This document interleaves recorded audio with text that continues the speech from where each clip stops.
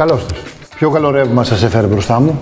Σκεφτόμαστε να πάρουμε ηλεκτρικό αυτοκίνητο. Μόλις παντρευτήκαμε και μας αρέσουν τα road trips. Θέλουμε να πάμε μέχρι την Αλεξανδρούπολη. Να πάτε. Να μου φέρετε και μαγνητάκι. Ναι, αλλά με την μπαταρία τι γίνεται? Σαν τι να γίνεται. Κανένα πρόβλημα.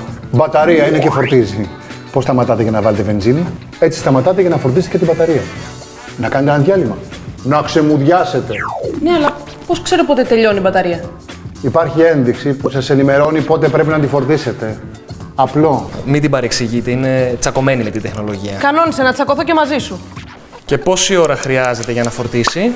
Από 25 λεπτά μέχρι 3-4 ώρες. Α, έτσι όπως οδηγείς εσύ, μας βλέπω να φορτίζουμε κάθε λίγο και λιγάκι. Είστε σίγουρα, ζευγάρι? Ναι, σαν τα ηλεκτρικά κι εμείς. Φορτίζει ο ένας τον άλλον. Τότε να μην φορτίζεστε στο 100%. Σαν τα ηλεκτρικά κι εσείς.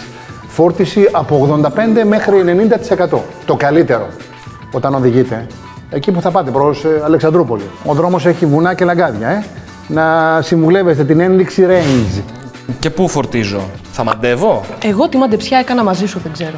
Σημεία φόρτιση υπάρχουν πλέον παντού. Σε βενζινάδικα, σούπερ μάρκετ, πάρκινγκ, σταθμούς ανεφοδιασμού. Δεν αφήνετε τίποτα στην τύχη του.